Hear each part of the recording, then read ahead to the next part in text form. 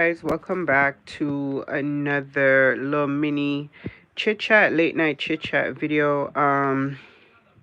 It's a little bit of a reaction video. It's a little bit of everything, to be honest. So before we go ahead and get into it, don't forget to like, comment, subscribe, all that good stuff. And for those of you who are already subscribed, thank you so much for doing so. We do appreciate your support. Don't forget to like, comment, and share. I don't even know if you say that for the live. I don't know. I'm just so used to saying it. Anyway, guys, so I wanted to kind of come on and chit chat a little bit. There's been a lot going on. It's been a very eventful week. You guys know, of course, the United States had their election, and Donald Trump is the new president elect. So for those of you who don't know, I live in Canada, which is the country bordering the United States. So we share a lot of we share a lot of stuff culturally, being as we make up the continent. And of course there's a couple other countries, but for the most part we're in North America, and we're known as the country in the north. And so yeah, so we share a lot with the United States. um just let me let you guys know from now, if you hear me sniffling and stuff like that, it's because I'm just still kind of getting over my cold, flu, whatever you want to call it. It was a real bad cold, and I'm still recovering. So, and I had to turn my heater off so I could make the video because I don't want you guys to hear any noise in the background. I don't even know if you can hear it or not, but I just shut the heat off. So, but anyway, back to the discussion at hand. So yeah, we share a lot with the Americans, culturally, politically, geographically. We share the resources, of course, that make up our continent. We share a lot with them, right? So whenever they have an election, the outcome of the election always kind of trickles down, and it does affect Canada in many ways. Not just to through different trade agreements and all that stuff, but culturally as well. So with that being said, over the last couple of years, when the first round, when Trump won, there was a lot going on in the United States as it pertains to Black people. There was, I don't, we were all there. I don't want to kind of dredge that up, but during that time, it was very tense, in Canada for Black people living here, especially if you weren't in Ontario, which is where Toronto is, which has the hugest population of Black people in Canada is in Ontario. There's a huge West Indian diaspora here. There's a huge West Indian immigrant community from all the West Indian islands, from Jamaica, Trinidad, Barbados, St. Kitts, Nevis, Guyana, all over. Then, of course, you have lots of people from various countries in Africa. Then you have just people from all over, people of color that have settled in this country for generations. I'm talking, we're going all the way back. Okay, you have people whose families go all the way back to Nova Scotia, which is where the Underground Railroad stopped when the slaves running from America to freedom came to Canada. So you have a huge Americanized, Canadianized situation going on in Nova Scotia, where the cultures kind of fuse. So it's always interesting, over the last couple of years, ever since Trump was in power. You have a lot of people who have um, embrace this. We're in charge now, we get to say what we want. Our guy says it's okay to say it, so we're gonna say it, and say it with our chest. Now, like I said, these things were usually occurring in provinces that were not Ontario, Vancouver, or Montreal, or Quebec, where you have more of a larger Black community.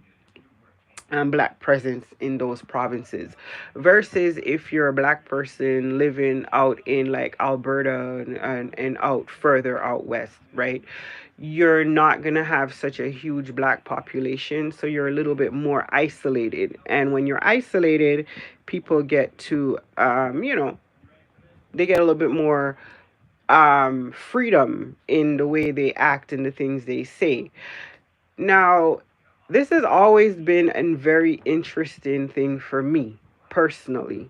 Um, my background, my ancestry is West Indian, and the country of my ancestry was never enslaved. Um, and I talk about this all the time. There isn't this embedded fear in the DNA, as most people of color from other places might feel. So I'm always really, I'm just, I'm always just left a little bit speechless with this whole inferiority complex and this stuff that people try to shove down your throat to make you feel less than.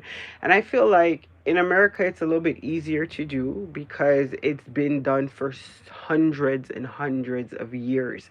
So at this point, it's embedded in the DNA.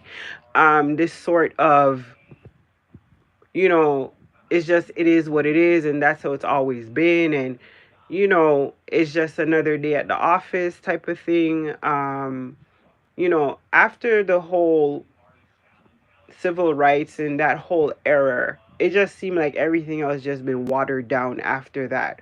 Yeah, people get mad and people protest and people speak out and people stand up, but people then pack up and go home and go back to work and life just goes on. And then something else happened and then something else happened. The last 4 years, or I don't even remember, the last time Trump was president, it just seemed like every day on the news it was just something else, something else, something else. It was either some, death by lethal force with the police, or it was like somebody found mysteriously dead somewhere nobody knew, or this, that, the third. It was just more, it was just ramping up and up and up every day, where you started to feel unsafe, even in Canada. A lot of people would say, well, you're in Canada, that has nothing to do with you. Well, it kind of does, because not only do we share a border, like I said, many borders, we share a lot of cultural things. Um, Now, the whole slavery thing with Canada is a little bit different. The context is a little bit different, but you did have, the same things that you would have in the United States, minus the plantations.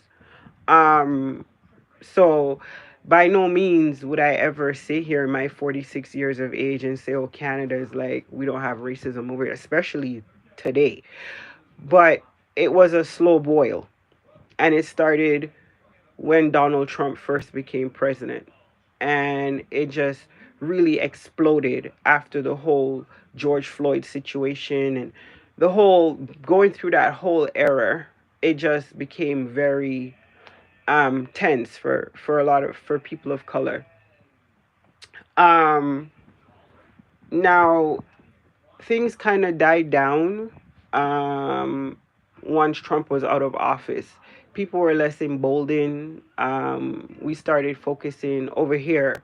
It became more about the economy, and you know, COVID happened, and that just kind of swallowed up everybody's attention, and things just Canada just went back to being just normal what it was. Of course you had incidents and other things happening, but on this whole racial thing that was boiling to the simmer, it kind of just went back down in the pot a little bit.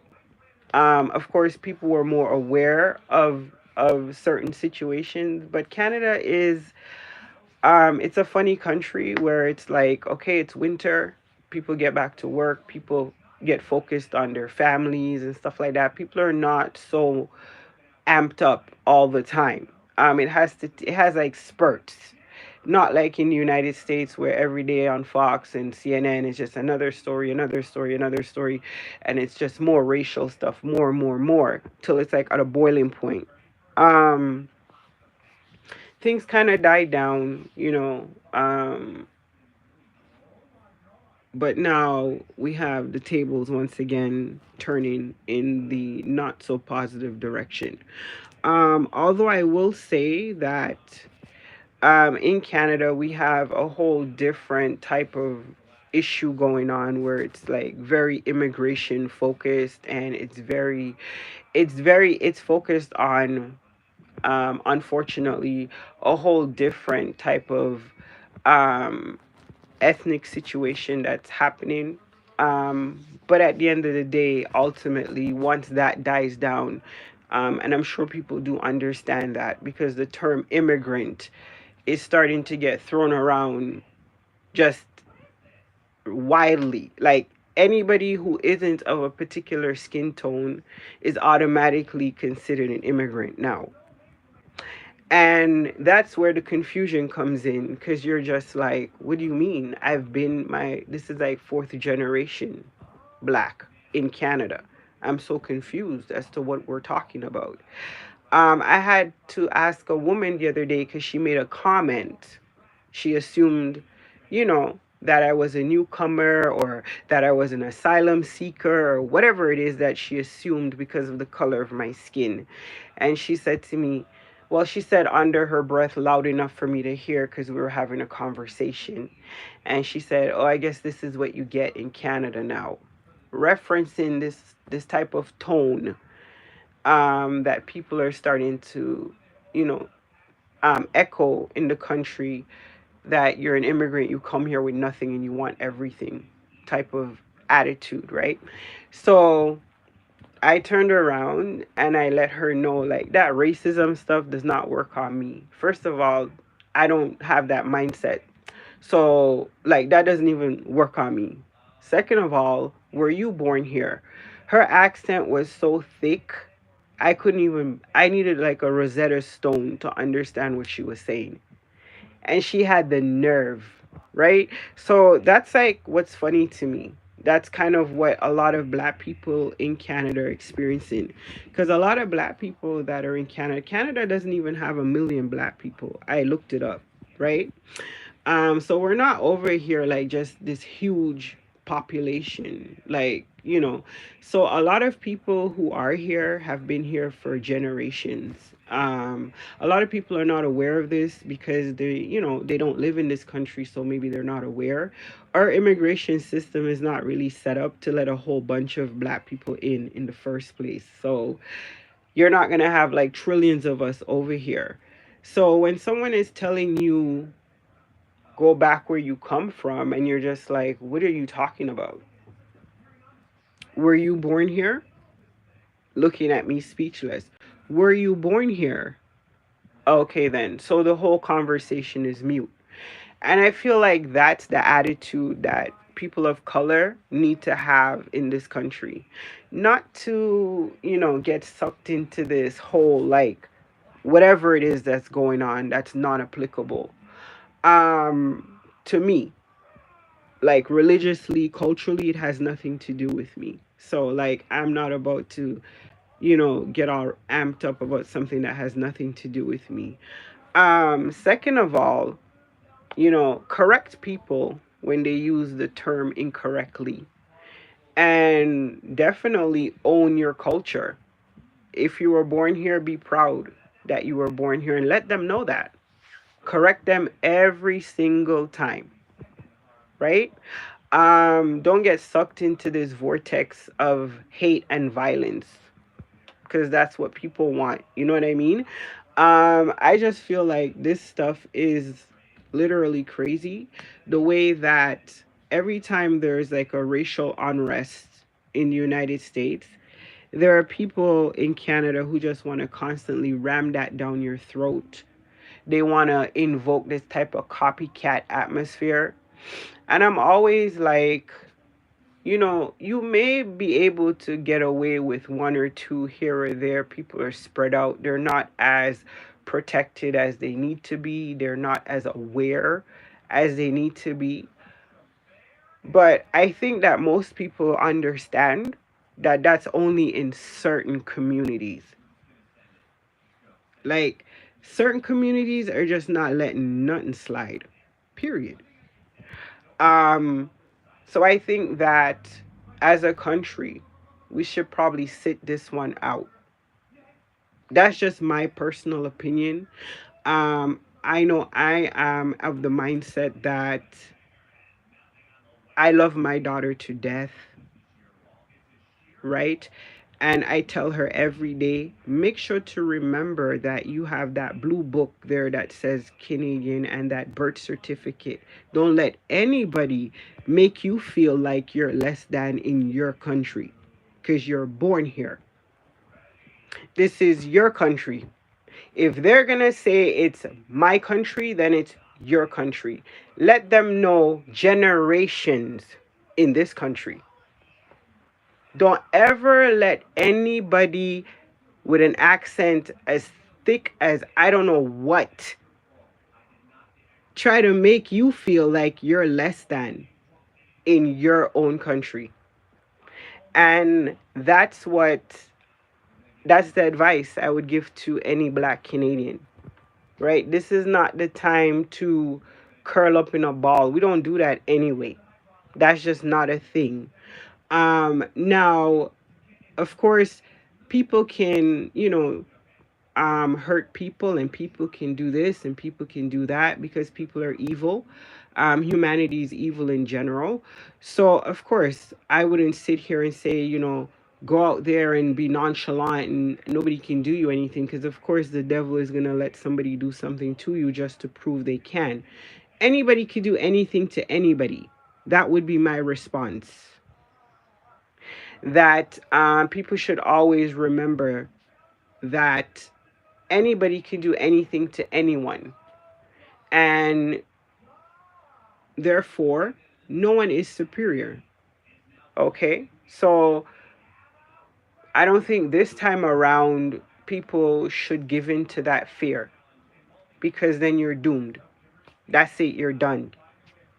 You might as well pack it in. I would say just live your life as you have been and be careful, pray every day, instill what you need to instill in your children, and live your life. Live the life that God gave you to live, and let the devil do what he do. But I'll tell you what though, I'm always like of the mindset, if I could sit and have a conversation with people on an educational level, because that's the only level I function on. That is why I don't feel inferior to people. And I think lack of education breeds inferiority complexes. I don't have those. Most people can't even communicate with me. I get so irritated talking to people, it's unreal. Most people who I conversate with on social media and who've been conversating with me for years know that I'm just really, you know, I have no use for it. So, um, if I could sit and have a conversation, I would really ask people, do you really honestly believe that you could just do this forever and ever and ever? That you will just be allowed to kill and maim and plunder and just keep on going and going and going? Because we're all old enough now to know that nothing lasts forever. That's the only thing we know for sure. At this big old age in the life that we've lived, is that nothing lasts forever. Everything has its time. So the other thing I would like to ask or to talk about or to say to someone, would you really want to swap places? How would you really feel if all the black people in the world woke up with your mindset and you woke up with theirs? Just kind of like a Freaky Friday, but not in a cute way, right? How would you feel if you were scared to send your children to school? Not because they're going to get hit by a bus or they're going to get abducted or anything like that, but because they're going to get hurt or worse just because of the melanin in their skin, right? Just because they happen to have more melanin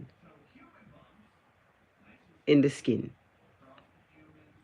How would you feel if you were too scared to walk home at night, or you were too scared to take the bus, or you were too scared to walk into a restaurant, or you were too scared to take the subway if you lived in a country where people who look like you are murdered just because you look like you? How would you feel? Do you think mentally you'd be able to do it day in, day out for hundreds of years and just keep on doing it for hundreds of years more? What if people were just snatching up your children and stringing them up from trees just because they look how they look? Or they just, ran into a church and just started the butchery just because you look how you look? I wonder if people even think about that stuff. I have coworkers who like have no clue, who now have a clue, but had no clue. Like we had a huge debate when Ahmaud Arbery died. Like I literally had a moment, a meltdown. We had a moment, right, where I had to ask the question, how would you feel if I pulled back my drapes and saw you running, jogging, exercising, and I decided, I'm gonna jump in my car, run you down, and kill you like a dog in the street just because I can? Would that be cute then? Or how would you feel if I looked out the window and saw you and said, I have a daughter and you look like you might do something to her one of these days. Let me take your life today just in case you might do something to her.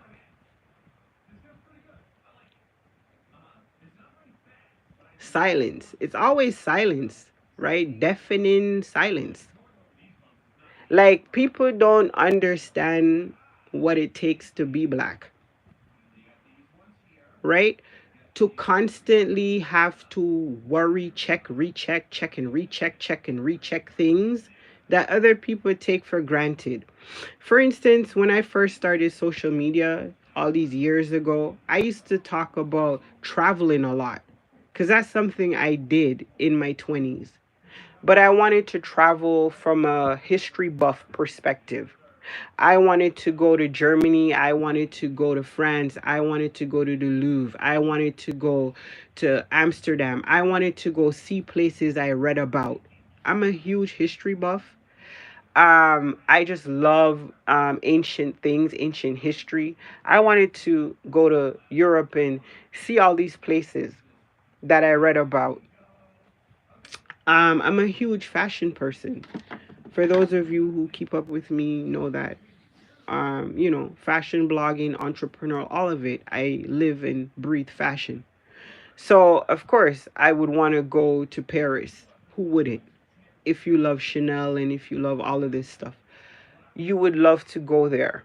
It's like every shopaholic's dream, right? So, I'm a very kind of, and I think it's because of the bubble I grew up in, a very educated family, very well off, was able to go to good schools and was able to just live my life without this constant um, stuff going on. So I was naive to a lot of things that I found out in my early 40s, late 30s, that I just didn't grow up knowing about. I didn't experience it. It was just a conversational piece. Like, of course, I'm aware, but it hadn't happened to me. So I didn't have personal perspective. So I grew up thinking, oh my God, like I would just love to go to these places and stuff like that. As I started researching as I got older to now, researching places to go on family vacations and things of that nature. Do you guys know there's YouTube videos now that will tell black people where not to go, countries not to visit, places not to go? It's not safe here. They hate you here. Don't go here. It was so alarming to me, very traumatizing in a way, to see the countries that made those lists were some of the countries that I really wanted to go and experience the culture as a tourist and soak up all of that history. Now I'm terrified because of all the horror stories about how they treat people that look like me, and basically telling you, if you value your life, don't go there. And I'm thinking, how sad is that?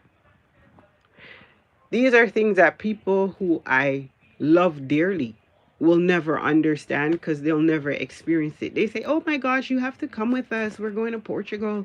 Oh my God, you got to come with us. We're going here and there. And I have to be like, oh, heck no.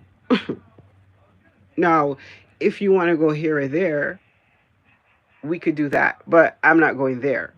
And they say, why not? Oh my God, like, why not? And I have to explain it. And then I have to show. And then it's like, oh my God, I had no idea. Of course, because when you go there, you're welcomed with open arms. So that's my reality as a person of color, right? I would ask, how would you feel? Would you like to be me for a day? Not just paint on the face and you can wipe it off when you're ready. Just be me. Let's switch. And let's see how you like it then. Things you take for granted, get up, put in your earpods, go jog. We have to be like, nah, I don't want to go there. No, don't do that. No, don't do this. No. You don't want to, ruffle feathers. You don't want to scare anybody. And you don't want to give anybody the excuse to do anything to you. And I'm speaking from personal experience. Like I said before, I don't ever talk about things unless I have a personal perspective. For many of you who follow me, I live in a town in Ontario, in Canada, where I was the only black person, and I'm still the only black person on my street in the 13 years I've lived here. I'm still the only black person at my job who's full time. My daughter was the only black child at her school all up until grade 5, so all up until she was 10. Um, so yeah, I know how it feels to be somewhere where nobody looks like you, but you have to live there because you can. And I won't sit here and say like I had a horrific 13 years, but I did have some shaky years. Um, and unfortunately, it's all starting to kind of resurface again. So the verbal attacks, people screaming things out their cars. The other day, somebody threw a banana out the car at me and my daughter as we're walking to take the train. Things like that has started to ramp up again. And when I talk about these things with friends, they don't get it because it doesn't happen to them. And I said, well, that's my reality, right? That's what the American election means to me. That you're going to have all this craziness come out the woodworks. All these people who are just chomping at the bits, waiting for an excuse to do some evil, crazy stuff. And not enough people who look like me grasp that. So they'll be caught off guard, like sitting ducks, because a lot of us still have this, rose petal glasses on. Even today, I was talking about it. We're being nostalgic, talking about how it's like to grow up in Toronto and, walk down Yonge Street and go to Sam the Record Man and go to HMV and listen to CDs and stuff like that. Now they don't even have CDs anymore. But we were, being nostalgic about the country. Um, it's really sad that that no longer exists for any of us. I don't care if you're pink, purple, green, yellow, whatever.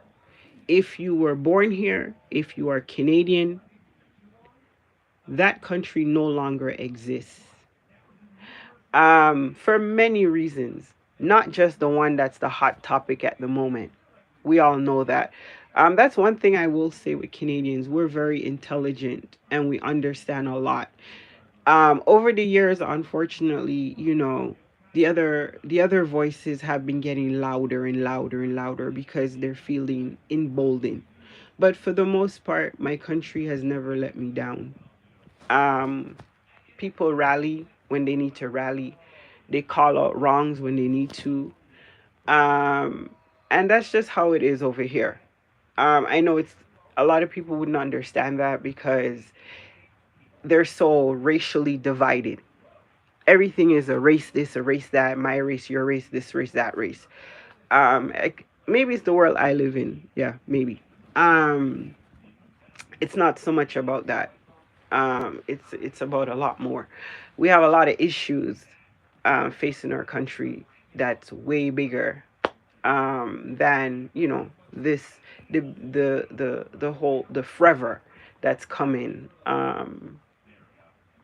Unfortunately, we can't escape it. We couldn't escape it last time. This time will be no different. People are feeling even more emboldened, but I also feel it's more dangerous because it's like they're desperate. It's like now or never, you know. It's like if we don't, get all this stuff done, we won't get another chance to have all this power. So we got to do the most that we can within the time frame. A lot can happen in 4 years. A lot can happen when you speed it up by a million. So I'm really on edge like everybody else. Concerned like everybody else. More so that, people will just become more desperate for their cause, and a lot of people are going to get hurt um, because of all these ideologies. So, anyway, I hope and I pray that Canada will do what we always do and just not listen to the noise and not get sucked into this vacuum of hate.